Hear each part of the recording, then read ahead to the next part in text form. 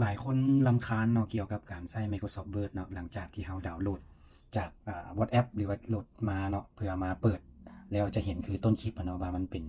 เราบ่สามารถที่จะแก้ไขได้หรือว่าเฮ็ดหยังได้เนาะต้องได้กด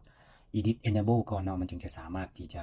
ใช้ได้เดี๋ยวเรามาเบิ่งวิธีแก้ไขกันเลยเนาะว่าเฮ็ดจังไดอันนี้เป็นไฟล์ที่เราโหลดเนาะโหลด WhatsApp อีหยังต่างๆเนาะโหลดมาสังเกตว่าหลังจากที่เราโหลดมาแล้วเนาะปึ๊บ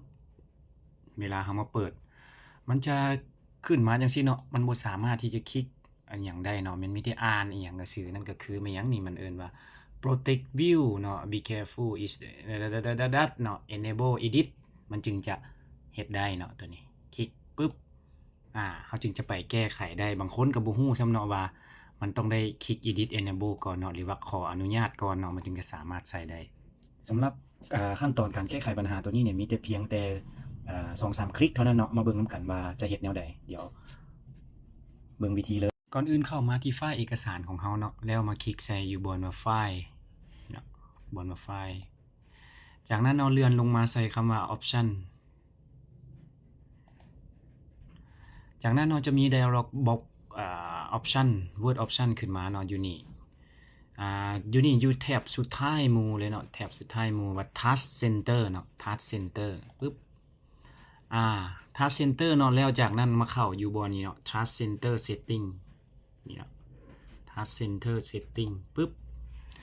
หลังจากนั้นเนาะมันจะขึ้น task center ขึ้นมาเนาะตัวนี้ให้เราเลือกมาที่ว่า protect view หลังจาก protect view เนาะเราก็มาคลิกใส่เลยเนาะตัวใดนี้บ่ให้มันenable protect view เนาะตัวนี้คลิกออกเลยก็ได้คลิกออกเลยก็ได้ทั้ง outlook บ่ทั้งไฟล์ location แล้วก็ไฟล์ original internet เนาะอยากใช้ก็ได้เนาะหรือว่าอยากปลดออกก็ได้แต่ว่ามันก็บ่ได้มีความสำคัญพอปานใดเนาะมันเฮ็ดให้เรารำคาญซื่อๆจากนั้นก็กดโอเคจากนั้นก็กดโอเคอีกสำเร็จเรียบร้อยแล้วเนาะแล้วเรามาลองดาวน์โหลดนำกันอีกว่ามันจะขึ้นมาอีกบ่เนาะกับตัวที่เป็นedit enable หั่นเนาะว่ามันจะขึ้นเนาะไฟล์ที่เราต้องการอยู่ที่ WhatsApp เนาะเราก็คลิกดาวน์โหลดเอาตัวนี้ก็ได้เนาะปึ๊บโอเคดาวน์โหลดหลังจากนั้นเรามาคลิกเปิดเนาะคลิกเปิดอันนี้มันเปิดอยู่โฟลเดอร์เนาะอันนี้มันเปิดไฟล์นี่เนาะมันจะบ่มีตัวรบกวนขึ้นมาเลยนี่เนาะเราก็สามารถใส่ได้เลยนี่บ่มีขึ้นบ่มีหยังบ่มี edit enable เปิดมาใส่ได้เลยถ้าคลิปนี้มีประโยชน์ก็ฝากกดไลค์กดแชร์กดเซฟคลิปนี้เนาะแล้วก็กดขอบใจให้แน่เนาะเราจะได้มีปฏิสัมพันธ์กันแล้วก็ได้เบิ่งคลิปดีๆนํกันไปเรื่อยๆสำหรับคลิปนี้ขอขอบใจ